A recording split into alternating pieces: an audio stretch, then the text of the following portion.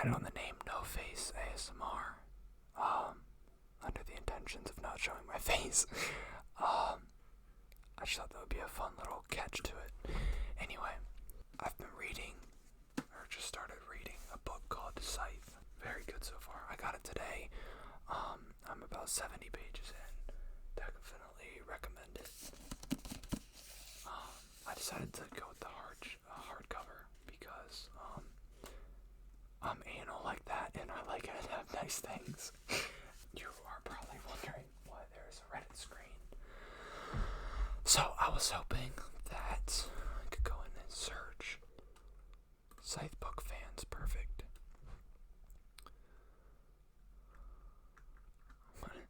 So I'm thinking we can just scroll through and just kind of look at the things related to this book.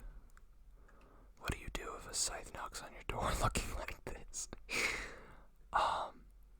So this would actually be very cool for like a movie. I think in the book though, they're kind of a more, how would you say it? A more organized group of individuals. They wear robes and their style is very cleanly. Like they don't really enjoy killing people, but they know it's their job. They know it has to be done, and they accept that. But I'd be fucking terrified if this came to my door.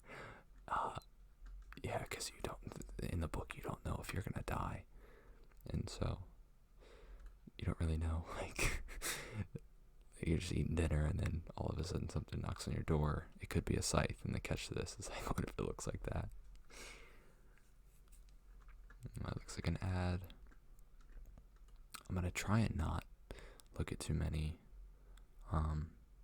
paragraphs because I feel like it'll spoil some of it. But I'm gonna read this. Is the post-mortal world the best of all possible worlds, or just a dystopian case system disguised as a utopia? So when I was reading the Scythe series, I often wondered if the world was a utopia or a dystopia. At first, the answer seems pretty obvious. No discrimination, disease, nor natural tragedies. Even being cleaned is highly unlikely for the individual. Nevertheless, it's undeniable that some citizens of the world do have more rights than others. The families of Scythes can live without fear of being gleaned. Yeah, I know what this is saying. I kind of went through that same thought process. Because when you become a Scythe, the main characters, Citra and Rowan, when they are being apprenticed by Faraday, however you say it, their families are instantly granted immunity from being gleaned, which is actually what helps Citra come to the conclusion that she's going to be a Scythe. I'm going to try and avoid any videos just because I don't know if they're going to be loud. Scythe for Halloween. Brought up a question about his Scythe OC being his Halloween costume. Scythe Goddard or Scythe Lucifer, so I don't even know who these people are yet. I only know of the one, Faraday. Let's just, can I vote? Let's say be Scythe Lucifer, because I like that TV show. Let's vote. Scythe OC. So I'm guessing OC stands for original character. I finished reading The Toll 2 days ago. Okay, so that's the most recent installment. Really one of the things about this spoiler. Favorite Scythe, please don't rude.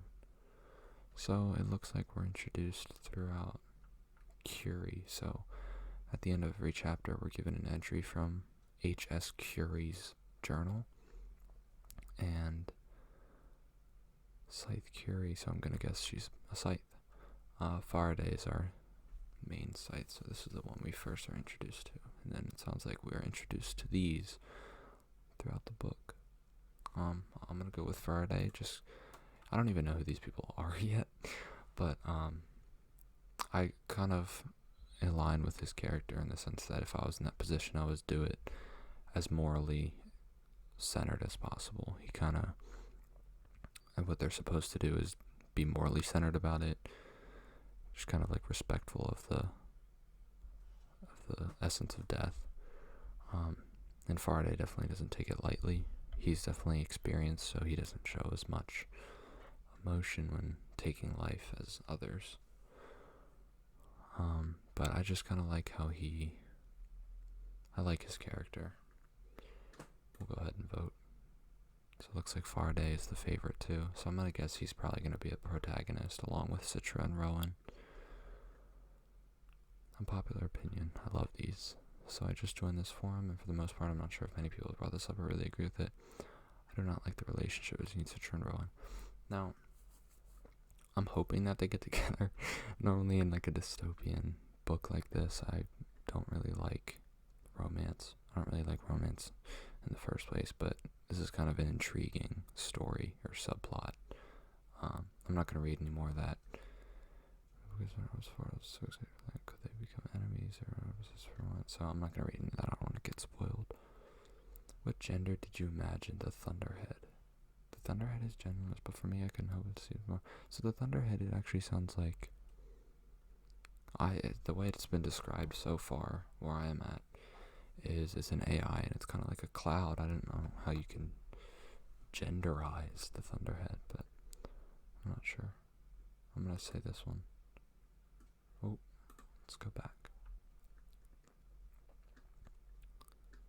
How did Scythe Curie and Scythe Faraday get caught? Relationships aren't difficult to hide, so I don't know. So I guess she's going to be, sounds like a girl. Sounds like these guys are actually a relationship. Do rats get rights in the Scythe series? This is interesting. Well, animals are eaten, but they no longer need to experiment on them. They probably are also keep out of shops, so they would never be killed and definitely would be kept as pets. I love that you answered this seriously. Good job becoming a moderator in person. Ask how you answered. Honestly, this doesn't affect the story. Well, I think it's good to ask these questions, especially on a place like Reddit. Like, do rats actually get rights?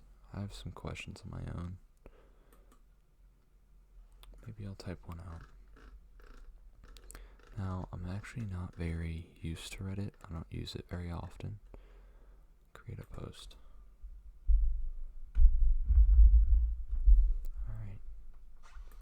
So, how should we title this? Faraday. I have some thoughts.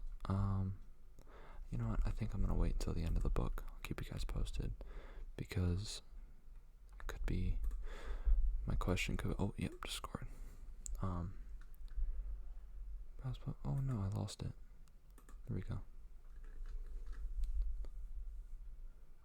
I don't want to ask any questions right now, just because I'm still relatively... Still in the beginning of the book. If you can meet one character from the arc of the Scythe, you're gonna see a lot of these. I think are just gonna give away things I don't really want to learn right now, just because I don't want it to be spoiled. The ending of Toll. God, I wish I could. I want to know who's there. Where are we at? I want to know who's there. Finished the third. Reading the first book. This is me reading the first book. Finished the third, read the series multiple times. It's just an ad. Religion. Am I the only one who thinks that religion wouldn't completely disappear? It might drop perhaps once immortality is achieved, but not disappear. I don't see what the motive for dropping religion would be. If it's because nobody has to worry about death or what comes after, it implies that the only reason someone is religious is just so that they can go to heaven. And there's much more to it than that. I don't know how somebody could see religion simply as that. This is interesting. Plus, the only reason I don't know how somebody could see religion simply as that. This may be coming from a place of bias, but for me, if revival and natural death were correct right now and the world became like the one, I still would not sacrifice or give up faith. Personally, I wouldn't align with any religion. I do believe in a higher power, though. I think there is something bigger than us, something more powerful than us. I believe in karma. I don't know if that's a religion, but I think he's kind of... What I take from this is you don't sacrifice or give up what you believe in just because you're in a utopia. I agree with him. What is that? Upvote? So that's like a like and a dislike system. Okay. Just finished the trilogy. I want more. Anyone else? Well, a prequel. That would be very interesting. Interesting. Such a spoiler. It's Google Classroom. Okay, so I don't think I would think that is something. Book club assignments. Me, one of the people that was supposed to. So the idea is I would make a Google Classroom for Arc of Scythe fans. I would post the code on Reddit in my AOAS Insta fan account so lots of people could join. We could do things like book clubs, readathons. We could see. I actually just started reading. My relationship with reading is funny. So the class itself, I normally stress a lot in. I don't really do too well in it. Actually, I do exceedingly well. My test scores are always like top 5%. I'm not trying to brag, but during the class, writing essays and testing them itself, I always don't feel comfortable with where I'm at. But I don't know, I like reading. I'm glad I've set aside some time to read this book. I've wanted to do it for a while. Not this book in particular, but I wanted to read. So I don't know if a reading book club on the internet is up my alley yet. Maybe I'll become a book nerd in the future, who knows. How does revival work? So this is interesting. Do they just replace all the body parts that need replacing and then let the nanites restart your heart? If someone is splatted, how do they scoop up all the remains? That's an interesting question. Let's upvote this. What about a pregnant woman with a baby be revived too? That's an interesting question. Surely that'd be different. I get this. I'm supposed to mirror how people in that society don't get how it works. Only it does, but everyone knows. It's a fascinating concept. This guy says science. Explains it. Thank you. It's the answer to everything in this series. True. We had ourselves, and if we die, we had to live with these kids in these days. Their new magic nanotech. Congratulations. Maybe they use Sonia's printer. Who's Sonia? A character from Unwind. Interesting. I've never read that. That's a good question. How does revival work? I mean, I would guess. I would go to the most literal and logical explanation. So, Tiger in the beginning of the book is known for splatting, which is jumping off high buildings and killing yourself. And apparently he's a splatting junkie. And I would just assume that they scoop up his body parts, put him in that little revival pod. 4 days later, you get Tiger back. Interesting concept, for sure. So I would just take the logical way out. Maybe they do it a different way. Who knows? I think I'm going to wrap this up. We at 16 minutes. Well, if you guys did enjoy this video, make sure you like and subscribe, as it will be greatly appreciated, especially starting out. If you guys prefer whispering to soft speaking, let me know. I tried a little bit of both. But yeah, thank you guys for watching. See you guys in the next one.